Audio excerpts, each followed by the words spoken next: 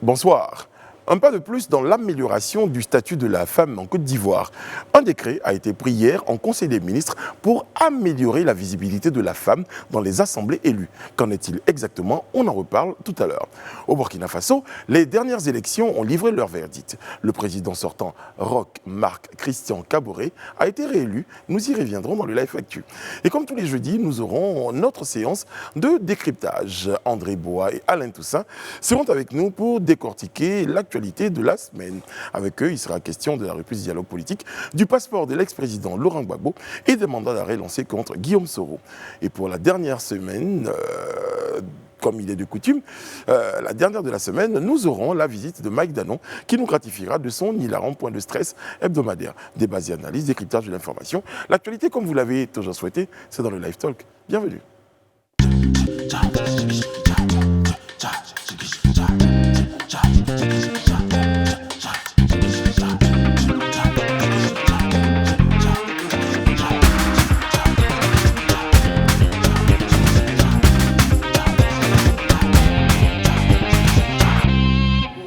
On l'a dit la dernière de la semaine. C'est vrai que je suis un peu embêté. Chaque fois que j'utilise le mot dernière, je me dis ah non, c'est le numéro qui clôt la semaine. Exactement. Voilà. Bon, on va le dire comme ça. Bonsoir, ouillé à nos téléspectateurs qui nous écoutent, qui nous suivent, parce qu'ils nous écoutent aussi, qui nous suivent tous les soirs. Bienvenue sur le plateau du Live Talk avec nous, comme tous les jeudis, Alain Toussaint et André Bois sont toujours face à face. Alain Toussaint, beaucoup plus décontracté. Il a troqué la veste pour une tunique. Eh oui, à bas les vestes. Hein. À bas les vestes. À bas les masques.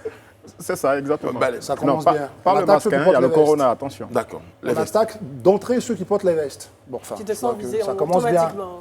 Bon, voilà, là, merci. Oui, ça commence bien. J'ai encore rien dit déjà, on lance une attaque. Juste par mon accoutrement. Oui. Disons les choses comme ça. En tout cas, vous deux, vous respectez bien l'adage qui dit qui aime bien châtie bien. Ouais, vraiment. Bon, si vous voulez, Et si puis vous voyez l'habit- des choses comme ça. Et puis l'habit fait le moine. Bon. Tu es servi. Je suis quel type de moine, je ne sais pas. Je suis servi ce soir. Et sur le plateau, il y a la ravissante Rayana Assi. Bonsoir Brice. Ça, c'est juste pour la première syllabe. Et vous concernant, j'avais dit l'édifiante, et dites-vous. Je t'attendais au tournant. Merci Brice. Je suis un animateur intelligent, je fais partie des meilleurs, c'est un peu pourquoi. Le plus Voilà, futé c'est pour en ça. plus. Et puis futé aussi, Bien sûr. Merci beaucoup, merci très cher. Bon, on va démarrer au pas de course, vous l'aurez remarqué, pour un rapide tour de l'actualité. Avant la séance de décryptage, tout de suite, voici le Live Actu.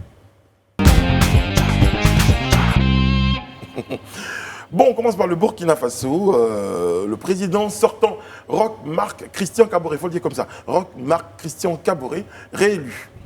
Alors, le dimanche 22 novembre dernier, les Burkinabés se rendaient aux urnes pour élire leur nouveau président. Donc, il en est ressorti que Roch Marc Christian Kaboré, qui était face à 12 autres candidats, a été réélu dès le premier tour avec un score de 57,87% des suffrages exprimés. Alors, les résultats sont de la Commission électorale nationale indépendante, donc CENI, et ils ont été publiés le jeudi 26 novembre. Aujourd'hui même.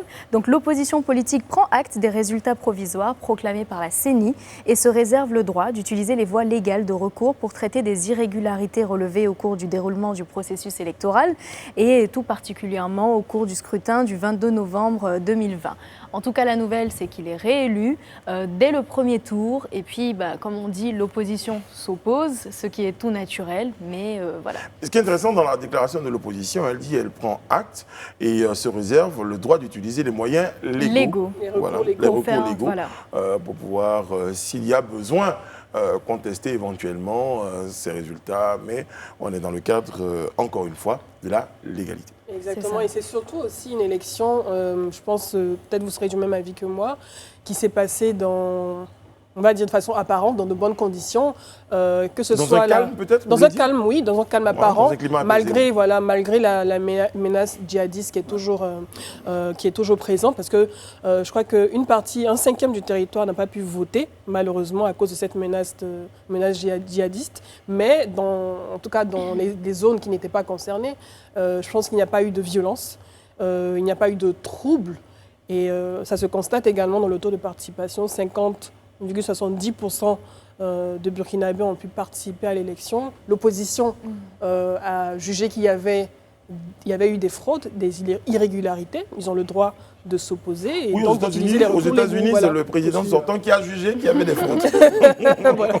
Dans un autre monde. Voilà. Donc, en tout cas, j'ai trouvé que c'était une élection qui s'était, à mon sens, bien passée.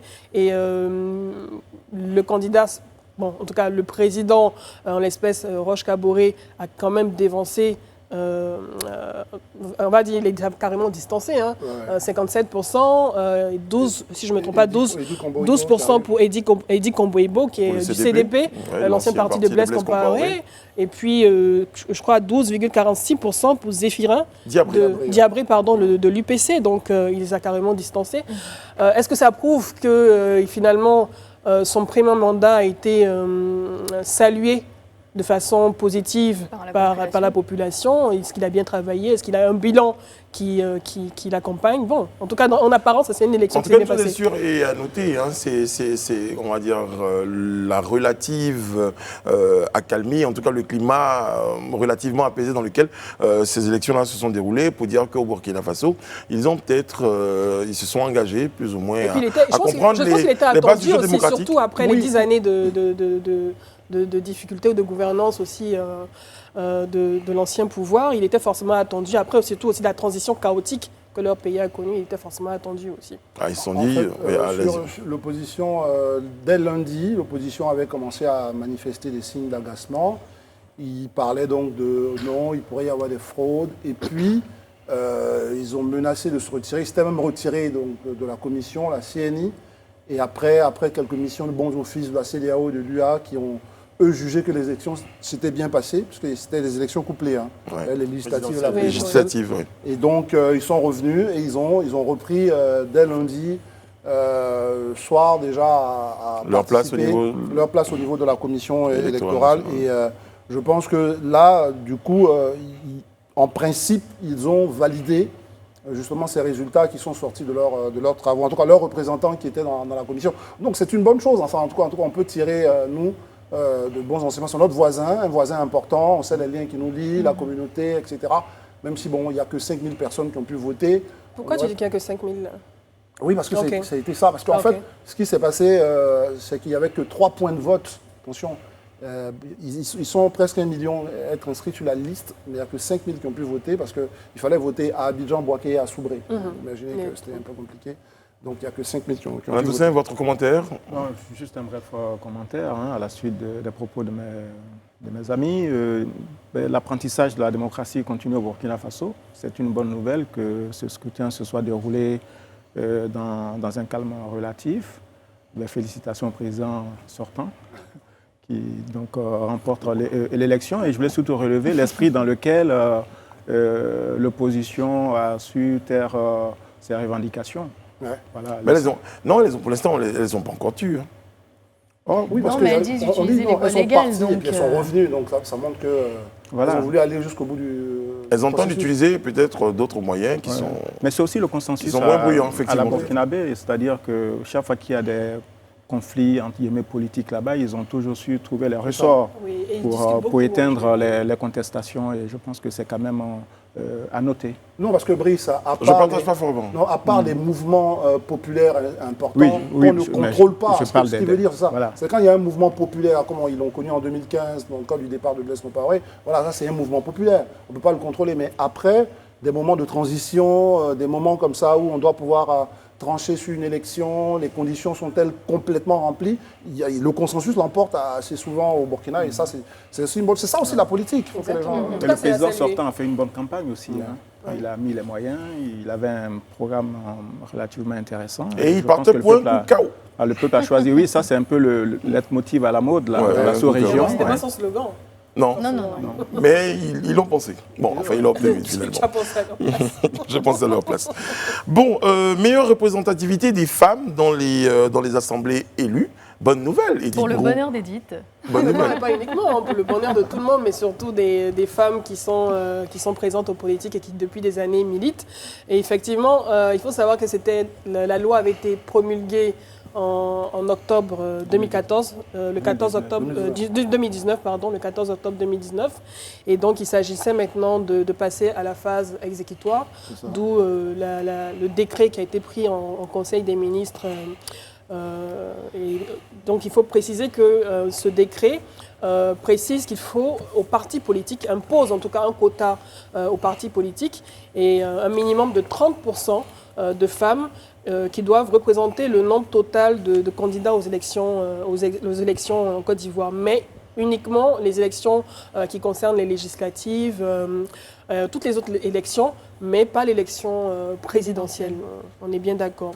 Et il faut également préciser que pour inciter les partis politiques en Côte d'Ivoire à aller au-delà de ce quota de 30%, il y a un bonus financier qui est mis devant, donc la carotte, qui est mis devant pour que les partis et groupements politiques puissent, avec un maximum, en tout cas aller au-delà de 50% de candidats sur le nombre total des candidatures. Lorsque vous dépassez ce quota de 50%, vous avez un bonus financier. On ne connaît pas encore la clé de répartition de ce bonus financier aux partis politiques, mais en tout cas, chers dirigeants, si vous arrivez à proposer dans votre liste 50% de femmes, vous avez un chèque. Donc, j'essaie de réduire ça comme ça, en fait. Donc, c'est une très bonne nouvelle, en tout cas. C'est un bonus, c'est pas une carotte. Voilà, c'est mon analyse. On est dans le décryptage. Très bien.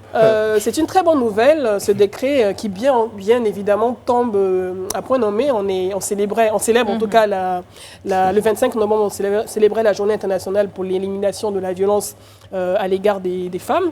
Est-ce que c'est symbolique? Est-ce que c'est choisi? Mais n'oublions pas que dans la nouvelle constitution ivoirienne, comment je peux appeler ça, la parité a été fait partie en tout cas de la nouvelle constitution ivoirienne, en tout cas dans toutes les organisations et institutions. Donc c'était évident que forcément cette loi puisse passer en décret et c'est une très bonne nouvelle pour toutes les femmes qui militent en Côte d'Ivoire dans la politique. Et pas seulement les femmes, mais aussi les hommes.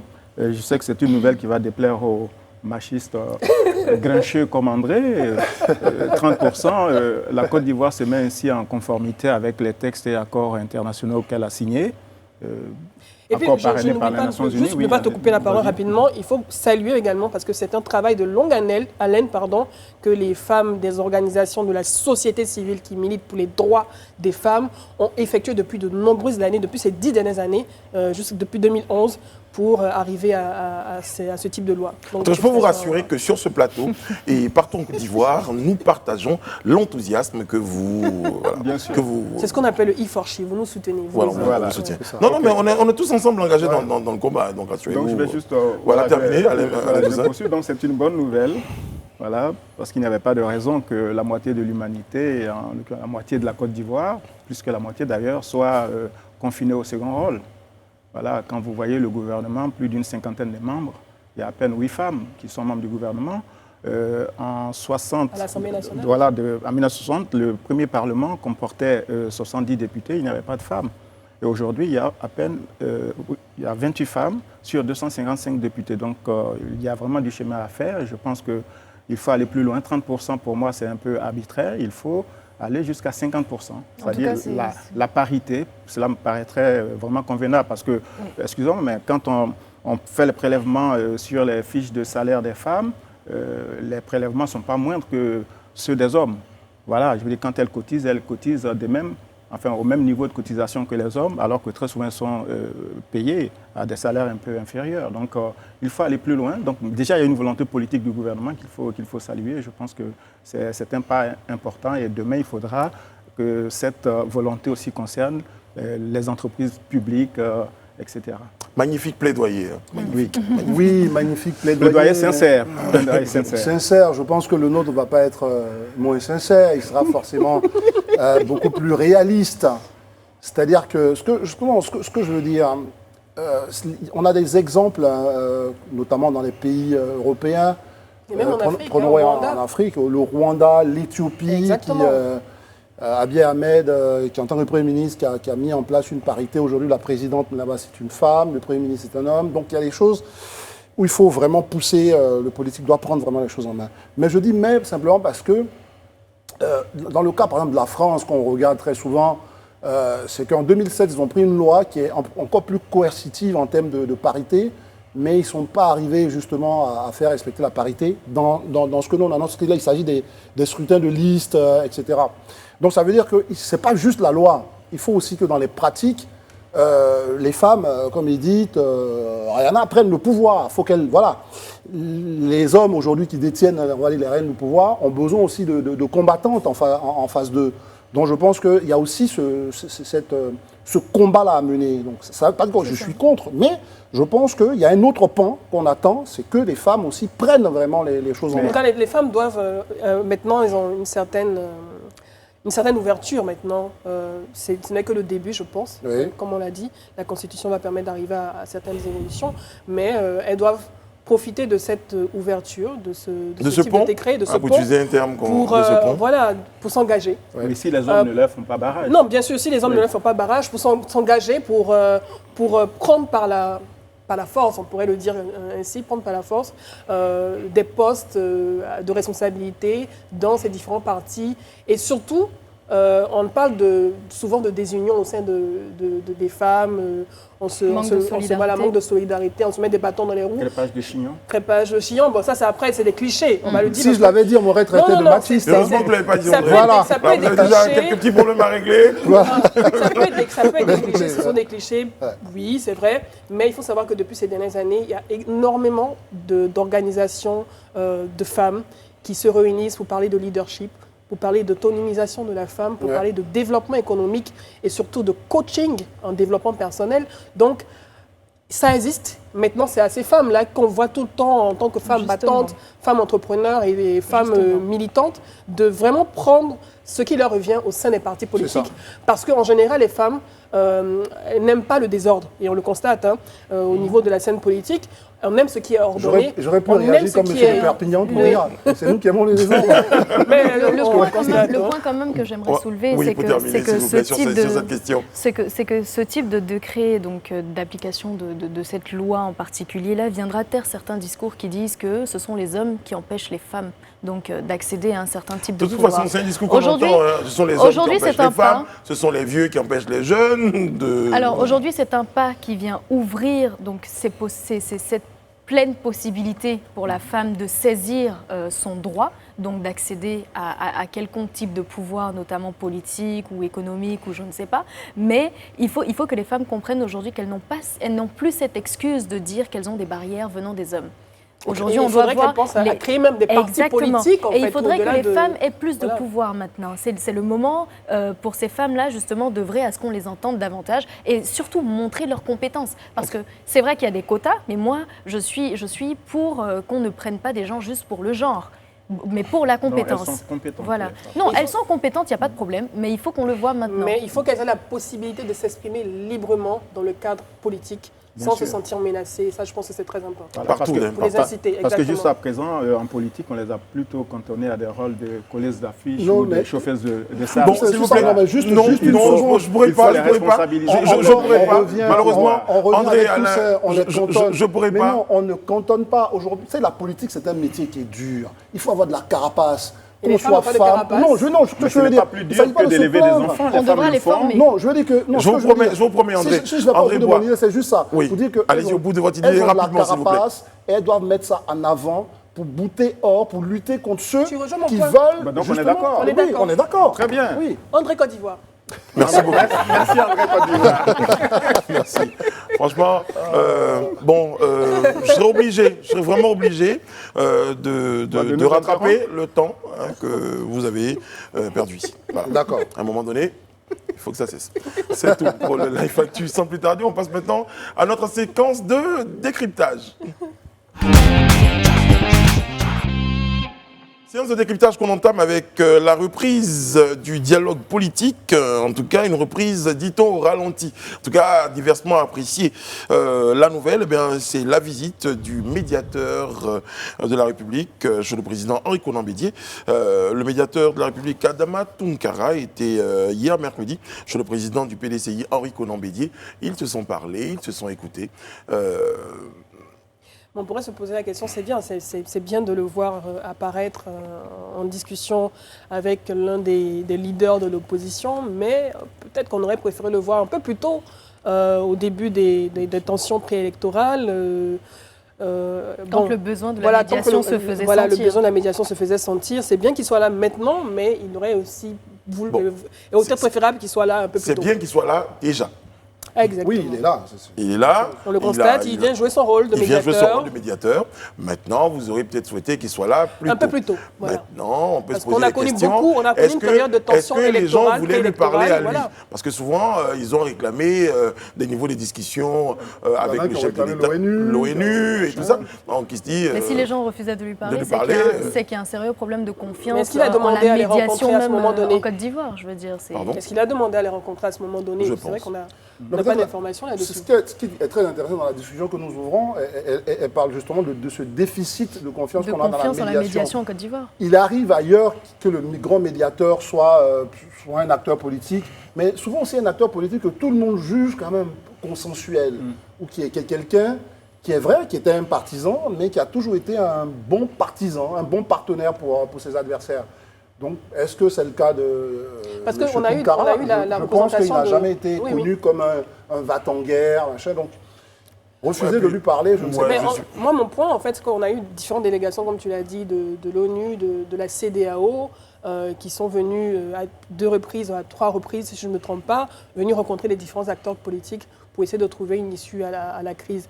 Mais il aurait été intéressant de voir également le médiateur conduire ces négociations, tenir par la main les différents représentants de ces organisations internationales qui sont venus rencontrer les dirigeants des partis politiques pour conduire les négociations. Donc on ne l'a pas vu. Edith Brou, permettez-moi d'imaginer cette situation comme étant dans votre tête le monde parfait. Parce que pour être médiateur, il faut être validé par des partis. Il faut dire, lui, avec toute sa bonne volonté, si certaines personnes ne le trouvent pas consensuel, qu'est-ce que vous voulez qu'il fasse? Qu'il se retrouve là de force dans une délégation? Alors, est-ce que l'intervention du médiateur dans ce round des discussions n'est pas une manœuvre du président? Parce qu'il semble qu'il ne voulait pas d'une médiation internationale.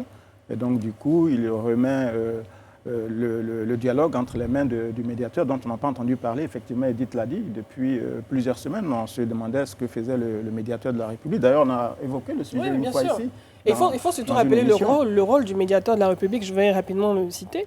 Le médiateur de la République de Côte d'Ivoire est une autorité administrative indépendante chargée d'une mission de service public, plus précisément d'assurer la médiation entre l'administration et les administrés eux-mêmes en vue d'harmoniser des points de vue. Donc, on parle de médiateur, on parle d'autorité administrative indépendante. Le fait est qu'il est donc une autorité administrative indépendante. Qu'est-ce qui générait les membres de l'opposition de pouvoir accepter ce représentant en fait, disent que si on veut bien entendre ce que nous dit Brice aussi, ce que j'essaie de reprendre, c'est qu'en tous les cas, on ne sait pas si les partis ou l'une des parties ont récusé. Voilà, il a été recusé parce que je pense que, il me semble, si j'ai bonne souvenance, il y a eu un communiqué du médiateur de la République, des choses comme ça.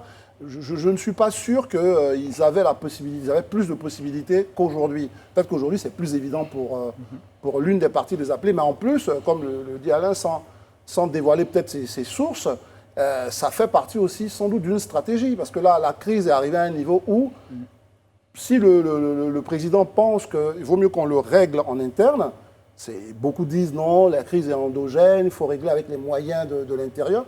C'est aussi une stratégie. Pour t'aider dans ton propos, on a bien vu avec le cas de la CEI qui était jugée impartiale, qui était jugée pas crédible et tout ça. Pas partielle. Voilà, c'est ça. Partielle. Voilà, donc ça pouvait être le cas avec justement le médiateur. médiateur. Je note le fait que les discussions, en tout cas entre Henri Konan Bédié et le médiateur, sont en train d'avancer. Il le dit. Il le dit. J'ai félicité le président Bédié pour avoir accepté la main tendue de son Excellence Alassane Ouattara, président de la République de Côte d'Ivoire, pour une rencontre qui a eu lieu, on le rappelle, le 11 novembre dernier, à l'hôtel du Golfe pour rétablir la paix. Il poursuit, j'ai pris bonne note des suggestions que m'a faites le président Henri Konan Bédié et je l'ai évidemment encouragé à poursuivre le dialogue, à persévérer dans cette voie royale du dialogue pour que la paix soit une paix durable en Côte d'Ivoire. Souvent, ces discours politiquement corrects aussi me laissent un peu de marbre parce qu'au final, qu'est-ce qu'on va retenir? Après, on va parler du communiqué de Henri Konan Bédié qui finalement donne un autre son de cloche, mais bon. Tout cela traduit quand même le devoir de dialogue et de réconciliation qui, à mon sens, s'accompagne de 3 exigences. Une d'abord qui est d'ordre moral. Voilà, est-ce qu'on peut continuer à laisser le pays dans une situation de ni paix ni guerre, avec des tensions en permanence? Et l'autre exigence, elle est politique. Il y a un conflit, un contentieux autour de l'élection du président. Donc il faut bien vider ce contentieux. Et la dernière exigence, elle est morale. Chacun des acteurs a eu affaire à son partenaire par le passé. C'est ça. Et du point de vue religieux, on parle du pardon, de l'humilité, de la tolérance, de l'amour, parce qu'on considère l'autre, son semblable, comme un frère, comme une sœur. Et donc, logiquement, on devrait quand même pouvoir, en invoquant l'intérêt supérieur de la nation. Mais c'est ça, mais en invoquant ces valeurs, pouvoir se pardonner, parce qu'on est dans un cercle peu vertueux d'ailleurs, de vengeance, d'action, de riposte. C'est ça. Les uns ont lancé des mandats d'arrêt contre les autres, les uns ont mis en prison les autres, etc. Et donc, on est depuis 30 ans dans ce même cercle-là. Et aujourd'hui, je pense que cette séquence-là nous ramène quand même à ce qui s'est passé il y a quelques années. Et logiquement, moi je vois le médiateur Tunkara, qui est quand même une personnalité appréciée, respectée et connue par les différents camps, les différentes parties qui sont donc impliquées dans ce dialogue. J'espère qu'il va réussir sa mission. Et effectivement, cela nous éviterait encore d'avoir un balai des médiateurs internationaux qui viennent ici faire des réunions qui ne donnent rien. En tout cas, le porte-parole du gouvernement a assuré donc, de la reprise du dialogue dans les prochains jours. Il dit que les deux personnalités, les présidents Ouattara et Bédié, se parlent en permanence. Ils iront à l'essentiel dans les jours qui viennent et on va rester sur cette lueur d'espoir-là. À l'ordre de ces informations-là, eh bien, on a le passeport du président Laurent Gbagbo. Du nouveau dans la procédure, on a évoqué, en tout cas selon certains médias, cette mission du ministère ivoirien des Affaires étrangères qui a rencontré Laurent Gbagbo, c'était le lundi dernier. Ouais. Il s'agit donc d'une équipe mobile du ministère des Affaires étrangères qui a fait le déplacement à Bruxelles pour procéder à son enrôlement. Voilà. Ils ont pris sa photo et ses empreintes, affirmait donc son avocate. On lui a même remis un récépissé. Voilà. Donc normalement, ça ne devrait plus durer. Non seulement c'est chose faite, mais ça rejoint vraiment le sens de notre analyse. C'est qu'on est dans un dossier éminemment politique. Ouais. D'aucuns diraient non, ça ne devrait pas l'être, mais enfin, voilà, c'est un homme politique, ensuite de très important, voilà, qui est sur un dossier assez lourd. Donc voilà, c'est la politique qui prend le pas. Et aujourd'hui, le premier enseignement, c'est que c'est un dossier politique, mais le sous-enseignement, c'est que, évidemment, on communique dessus, mais ça renforce le fait que c'est politique. Parce que vous savez, ce qui vous fait dire que c'est un dossier politique, c'est peut-être le timing? Non seulement le timing, parce que c'est ça nous confirme que c'est politique, quand l'élection est finie, mais en plus la communication, parce que, excusez-moi... On se rapproche du marketing politique aussi. Voilà, le ministère des Affaires étrangères, ils peuvent envoyer des équipes, mais personne ne peut... à moins que ce soit Maître Abiba qui nous informe, hein, c'est eux-mêmes, tu vois, à la limite, qui informent que voilà, ils sont allés pour prendre... En tout cas, Maître Abiba Touré a donné également l'information, a partagé l'information selon laquelle ils ont pris sa photo et ses empreintes. Donc chacun communique. C'est ça. Et je me pose la question de savoir, est-ce que finalement, peut-être l'appel, l'échange téléphonique qu'il a eu, que Laurent Gbagbo a eu avec Ahmed Bakayoko, le Premier ministre, a eu peut-être un impact, a peut-être accéléré aussi cette procédure. De toute façon, ça s'inscrit de façon logique dans tout l'élan de dialogue, de paix et de réconciliation qui est en train de se faire. Mais aussi, c'est l'un des préalables, il faut le souligner, de Bédié, puisqu'il avait parmi ses préalables énoncé le fait que ceux qui sont à l'étranger, à l'extérieur, devraient opérer des retours sécurisés chez eux, donc chez nous. Donc...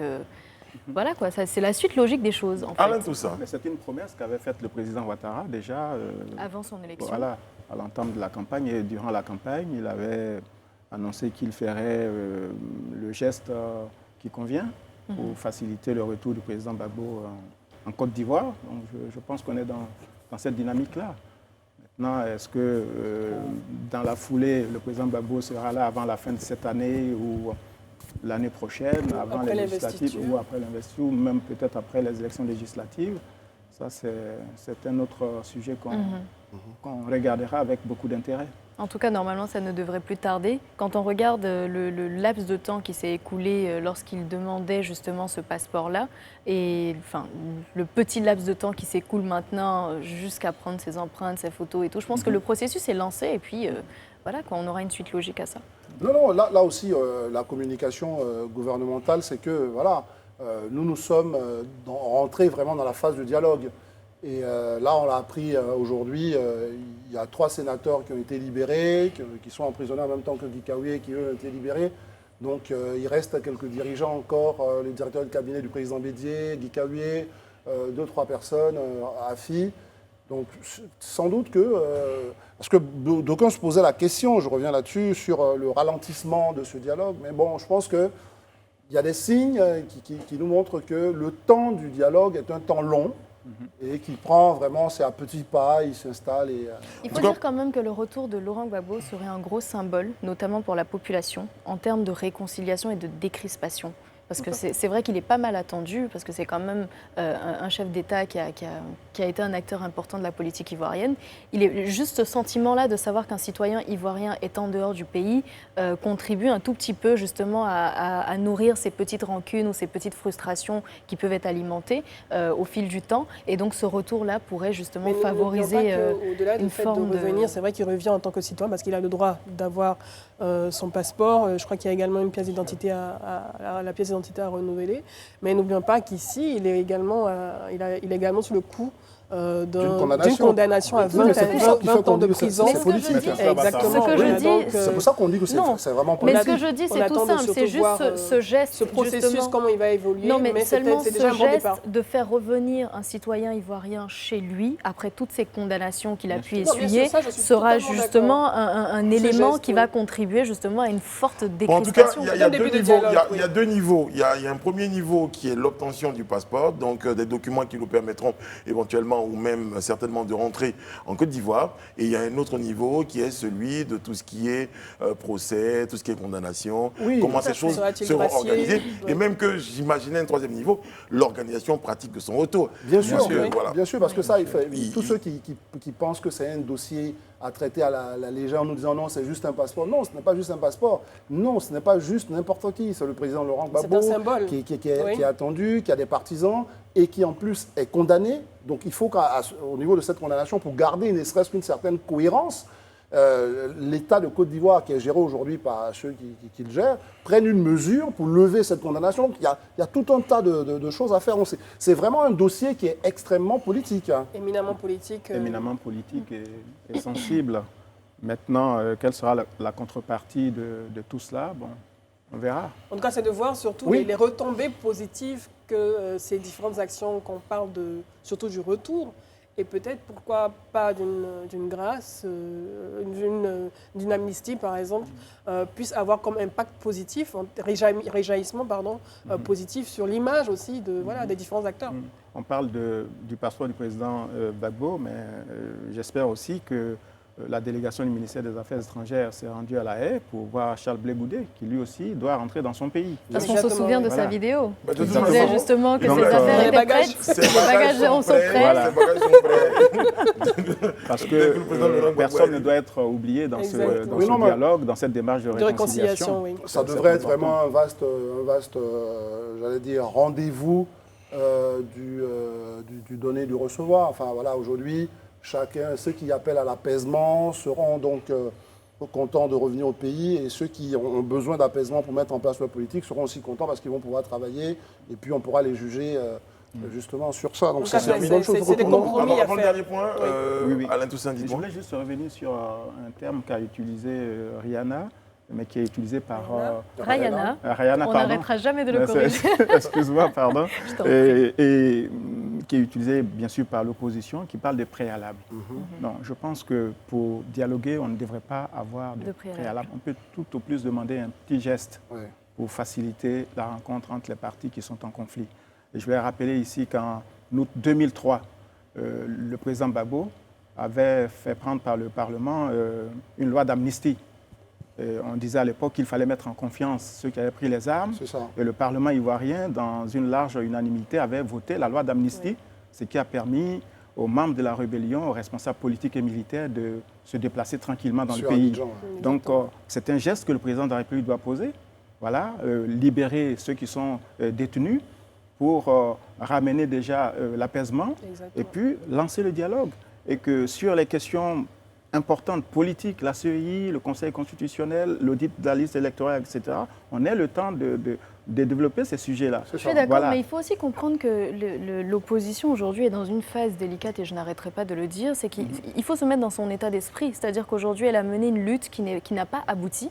Donc tout ce qui lui reste, c'est de pouvoir encore crédibiliser donc, sa plateforme et tirer le maximum de cette négociation. Donc bien sûr, c'est une négociation qui va venir à un consensus, qui va venir à une entente et tout ça, les préalables vont être allégés et tout. Mais dans les premières positions de la négociation, chacun a ses termes. Oui, moi, je et c'est à ce stade qu'on est. C'est juste la terminologie. Quand on dit on libère tout le monde, on revoit la CEI avant de commencer le dialogue, c'est un peu compliqué. On peut déjà demander dans un premier temps ça un apparaît geste. un peu comme une forme de condition avant d'aller au dialogue. Mais qui risque de ne pas être rempli parce que je ne pense pas qu'on puisse régler la question de la CEI en 2 ou 3 jours.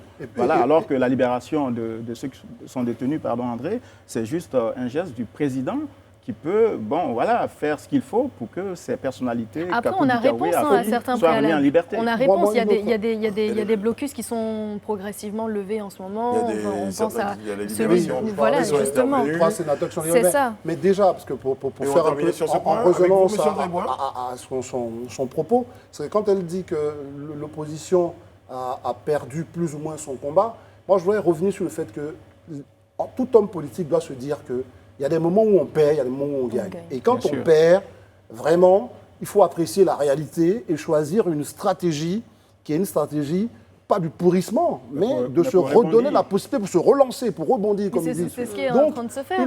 Déjà même le fait d'avoir perdu le pari, de ne pas faire élire Alassane Ouattara, ils doivent en tirer les conséquences et demander les gestes plutôt que de mettre encore des préalables qui nous ramènent en arrière. Donc l'essentiel est que le dialogue doit démarrer. Il faut que les partis qui se disputent le pouvoir se rencontrent. Après, il faut que cela soit fait. Sur les terminologies. Mais c'est important parce que ça crée de la rigidité. Oui. Voilà, mais quand ils disent préalable, il n'y a pas que le mot. Derrière, il y a une liste, il y a un catalogue de revendications. Or, je pense que le premier niveau, le geste attendu déjà, c'est qu'on remette en liberté Kako Dikawé, Afi N'Guessan, toutes les têtes même les acteurs pensantes, de la société civile, et puis Chéri Ballet. Et cela va faire retomber un peu la tension. Et ensuite, maintenant, les politiciens pourront faire le travail.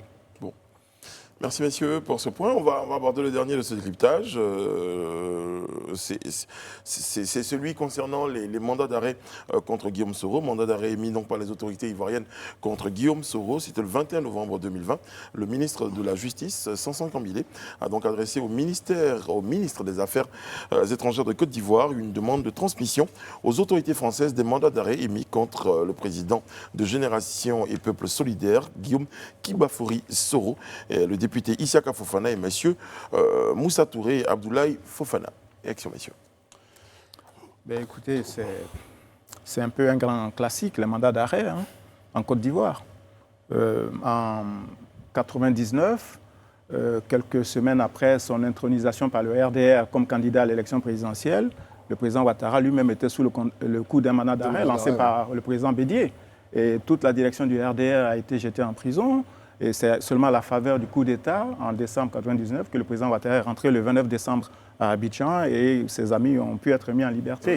Donc ça devient toujours comme une arme, je veux dire. Vous avez volontairement choisi de dire intronisation plutôt qu'investiture? Non, maintenant il a été intronisé comme candidat. Mais bon, on peut dire aussi qu'il a été investi, c'est un synonyme. Merci Brice. Dans la démocratie africaine, il y a des terminologies spécifiques. Bien sûr, exactement. D'accord. Voilà, donc... je me méfie quand vous utilisez les mots. Oui, bon, on a un peu l'esprit facétieux, tu sais, parfois, voilà. On t'a vu sur une autre interview. Comme les faucons. En un seul mot. Voilà, donc chaque fois, on a recours aux procédures judiciaires pour gêner un adversaire politique. Ensuite, on l'a vu, le président Bédié lui-même a été contraint à l'exil. Il y est resté quand même quelques années après sa chute en 1999. Et puis, en 2010, on a eu, donc, 2010-2011, ceux qui étaient au gouvernement, les partisans du président Gbagbo, contraints à l'exil, etc., des mandats d'arrêt qui visent un certain nombre d'ex-ministres, etc. Bon, maintenant, en ce qui concerne Guillaume Soro, il y a un premier mandat qui a été lancé en décembre dernier, je crois, contre lui déjà. Voilà ce fameux dossier, mais on n'a jamais eu la suite. Il a pu circuler en France, faire des conférences de presse. Voilà, donc à un moment donné, il faut aussi se demander quel est vraiment l'objectif recherché. Est-ce que c'est, tout à l'heure on parlait de communication, c'est vraiment à usage de communication ou est-ce qu'il y a vraiment de vraies procédures judiciaires dans ce sens-là contre Guillaume Soro? Parce que je pense que la démarche la plus simple eût été de demander peut-être l'extradition de Guillaume Soro déjà. Est-ce que la France l'aurait exécuté? Il y a une coopération judiciaire entre la France et la Côte d'Ivoire. Bon, le mandat, je ne pense pas que le gouvernement français ou même un autre gouvernement européen l'exécute parce que les procédures là-bas ne sont pas aussi... Ces avocats sont montés au créneau pratiquement juste après l'annonce de ce mandat d'arrêt. Exactement, en précisant que de toute façon, aucune extradition ne peut être accordée lorsqu'elle repose sur un mobile politique. Donc, en tout cas, selon le code de procédure. Bien sûr, selon le code de procédure. En tout cas, ils ont déroulé toute la batterie d'actions et surtout de fondements d'arguments qui font de telle sorte que, selon eux, ce mandat d'arrêt est illégal, comme tu l'as dit, illicite, en tout cas selon eux, et qu'une extradition ne serait même pas envisageable. Ils ont aussi évoqué le cas d'Afi, qui est toujours détenu. Ils affirment qu'il est détenu arbitrairement et dans des conditions manifestement contraires aux droits de l'homme. Donc pour faire un rebond... Donc en fait, non, sur les avocats, eux, ils sont en France. Et c'est surtout ça. Pour que la France se prête justement à un mandat d'arrêt ou à une entrée judiciaire, il faut que le pays s'assure que là où on va ramener le mec qu'on arrête, les droits de l'homme sont respectés. Donc les avocats, dans leur défense, si tu veux d'une certaine défense, ils jouent de ça. Et ça, c'est évidemment, je ne vais pas dire c'est très bien, mais enfin, c'est leur rôle. De la CHDP, la Cour africaine des droits de l'homme et des peuples. Mais je vous assure, messieurs. Moi, juste pour finir mon propos, je voulais dire que quand même, il y a un peu de gravité quand même dans les derniers propos de Soro Guillaume. C'est vrai qu'une chose est sûre, c'est un acteur politique. Et donc, son arrestation est très compliquée. Mais il y a une chose qu'on doit dire, une vérité qu'on doit dire.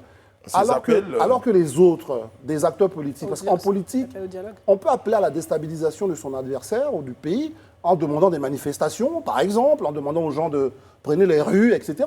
Mais demander à l'armée, aux gens de ne pas respecter des consignes, là, on n'est même plus dans la politique. Et là, quand même, il faut souligner que pour ça, il a posé quand même un acte qui est... Non, c'est une atteinte à la sûreté de l'État. Et c'est ce qui a certainement fait réagir le président français et Emmanuel Macron. En précisant qu'il était indésirable sur le territoire français. Oui, il a mis quand même du temps avant de réagir. Oui, parce que les Français étaient dans ce... Parce qu'avant tout, c'est un acteur politique et important. Quelqu'un qui a été Premier ministre, président de l'Assemblée nationale, il dirige un parti. Quand même, ses propos, c'est avant tout politique. Jusqu'à ce que, quand même, la Côte d'Ivoire lui rappelle sans doute que non, mais quand même, là, il dit des choses, il appelle à la limite à la subversion. Exactement, parce que il y a encore quelques mois, il avait encore le soutien de l'organisation de la francophonie, l'association des parlementaires francophones. Donc, il avait encore leur soutien, parce qu'il reste député. Donc, je pense que c'est peut-être pour ces raisons que la France a mis un peu plus de temps à se prononcer sur sa présence sur son territoire. Maintenant, est-ce qu'il est toujours présent sur le territoire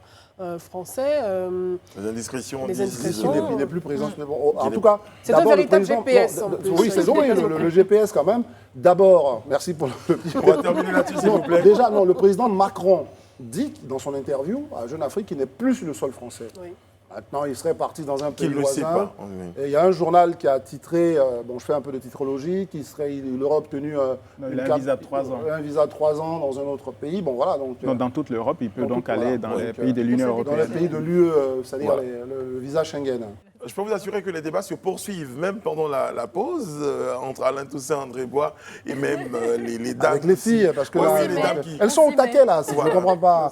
Depuis vendredi, c'est ça? Oui, exactement. Le matchisme va faire arrêter ça. Mais vraiment, c'est petit, c'est vraiment petit de ta part. Non, c'est pour rire. Dernière étape de notre rendez-vous, c'est notre rendez-vous avec le ministre, le porte-parole du porte-parole des affaires ministérielles, Mike Danon, pour son point de stress hebdomadaire. C'est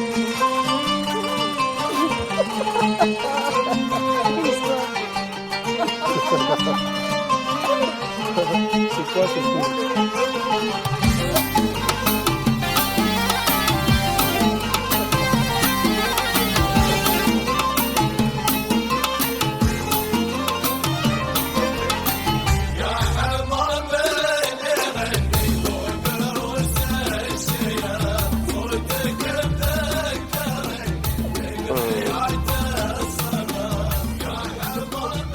Bonsoir, monsieur le porte-parole.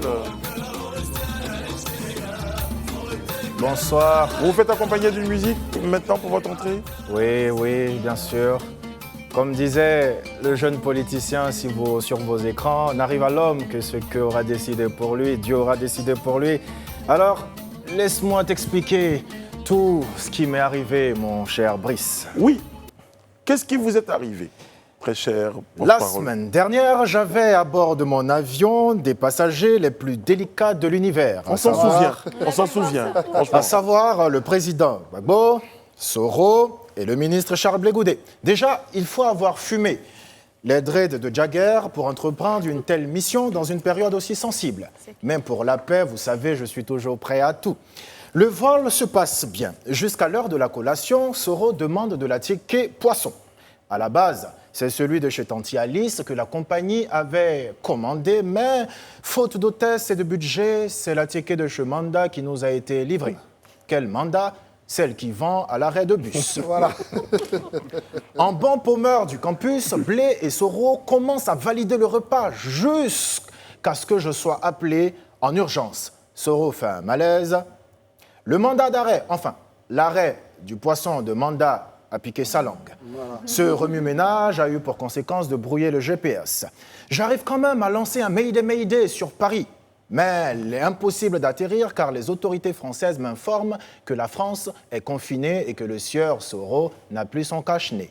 À ce même moment, je reçois un message de la présidence ivoirienne. La nouvelle présidence ivoirienne, qui m'enjoint de ramener le président Gbagbo en Belgique parce qu'une équipe du ministère des Affaires étrangères l'y attend pour l'enrôlement en vue de la délivrance de son nouveau passeport. Je dis, tiens, 2020 est devenu gentil. Beau geste technique en faveur de la paix. Je dépose Gbagbo en Belgique, Blé décide de descendre avec lui pour s'affairer. Soro, je le dépose à quelque part où seul Chris Yapi connaît. Voilà. Me voici, pilote orphelin, sans passager, Eskelly ayant disparu dans le détroit de Gibraltar. C'est à ce moment-là, mon cher Brice, que mon destin va basculer avec seulement un coup de fil. Comment? Allô, c'est qui? Allô, mon commandant, ici Didier Drogba. Ouais. Et là, je dis, hé, Willy Dombo, je vais te taper à midi si jamais tu joues avec moi. Non, mon commandant, ici Didier Drogba, la gazelle de Neprayo, le canonnier de Marseille, le pape de Chelsea, j'ai besoin de vos services. Je réponds sans me faire prier, quelle destination? Émirats Arabes Unis, me dit-il. Mais pourquoi vous me le demandez à moi au lieu du pilote de Hamad Hamad, président de la CAF? Il me répond que celui-ci est au chômage car le vol de son patron a été suspendu pour détournement de fonds. Je dis dans ce cas, ok, j'accepte la mission, où est-ce que je te prends? Il me répond à quelque part où seul Chris Yapi connaît. Me voici honoré d'avoir à bord de notre cher International Air peut-être la légende du football mondial. Vol spécial, aucun malaise, aucun bruit. Je profite de l'occasion pour m'incliner devant la mémoire de notre cher Sidi Diallo, président de la FIF, et aussi au seul détenteur de la main de Dieu. Enfin, le premier avant Thierry Henry, Diego Maradona, qui nous a aussi quittés. Rest in peace. Je survole la péninsule arabique, terre d'histoire, de trésors et de bénédictions. Atterrissage réussi à Dubaï, ville miracle, joyau architectural, où se mêlent progrès et tradition. Installation au Burj Khalifa, service double VIP. Réception le lendemain avec le major général Mohamed Hamad Al-Mari, directeur général des affaires étrangères de Dubaï.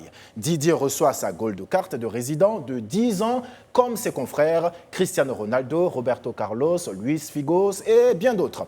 C'est à ce moment-là, mon cher Brice, oui, que mon destin va rebasculer. Non. L'autorité émiratie se retourne vers Didier et lui demande « Your friend », oui. Ah oui, c'est dit Your comme ça. friend, is it des troisièmes Kaya Manga Sissé, des porte-parole des affaires ministérielles? Et Didier répond, oui, is des Atoté national. Didier, can I see you 5 minutes? Les deux hommes disparaissent et reviennent. Didier me prend de côté et me dit, ils ont besoin de toi ici comme porte-parole des porte-paroles chargés des affaires ministérielles émiraties en Afrique. Me voici en 48 heures et baptisé Abdallah ibn Dadoun Ier, avec tous les avantages pour accompagner mon temps de réflexion. Une gold carte de 5 ans que voici, la possibilité de faire venir quelques personnes pour découvrir Dubaï que je vais choisir ici à l'AFTV, un iPhone 12 que j'ai offert, un salaire en pétrodollars. Donc fini ma galère en métro CFA. Voilà. Et pour finir, une Maybach que j'aurais bien voulu offrir à notre cher Makosso, mais le concert des Chris de Sidiki Diabaté a tout gâté. Alors je l'ai offert au révérend Wafo. Vous pouvez voir les images sur les réseaux sociaux. Ivoiriens, Ivoiriennes, habitants de la Côte d'Ivoire et amoureux de la Côte d'Ivoire, ceci étant mon dernier point de presse avant ma prise de fonction à Dubaï, je conclus en disant que mon expérience de porte-parole, candidat et pilote m'a appris qu'en toute chose, il ne faut pas désespérer, qu'il faut faire preuve d'humilité, car un vol privé ou commercial peut nous réserver des surprises. Nous sommes dans le mois de la célébration des femmes, surtout de la lutte contre les violences faites aux femmes. Aimez vos femmes, ne les battez pas. Je vous remercie. Comment? Bravo, franchement. Monsieur le porte-parole, comment on vous appelle désormais? Abdallah Ibn Danoun Ier. Voilà. Abdallah Ibn Danoun J'ai une Ier. question. Oui. Qui irait à Dubaï finalement? Il faut bien nous regarder. Allez, viens ici. Nous en parlerons bientôt. Un vrai politicien. Oui, franchement. Et puis, aujourd'hui, à la suite de David Boutchelli, de Prisca Diomandé, à la suite de Willy Dombo, elle représente pour nous quelqu'un de très important dans le dispositif. C'est notre petite fée sur ce plateau pour cette chaîne-là. Et c'est son anniversaire aujourd'hui. Joyeux anniversaire, Tina.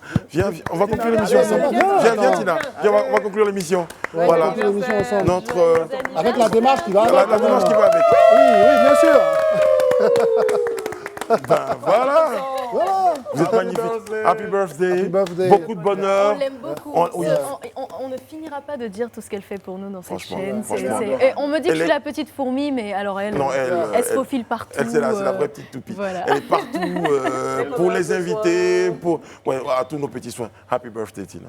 Et elle est dévouée. Ouais, très dévouée. Yves de Danoun, là, il aurait pu lui offrir le truc. C'est ça. On lui C'est dira ça, ça. c'est On ça. lui dira ça. Tu pars à Dubaï, fais tes affaires. Je m'en occupe.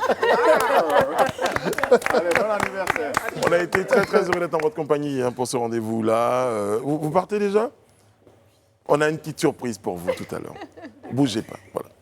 On se dit à la semaine prochaine. D'ici là, prenez grand soin de vous et des autres. Que Dieu veille sur la Côte d'Ivoire. Que Dieu veille sur vous. Merci, Brice. Merci. Ciao.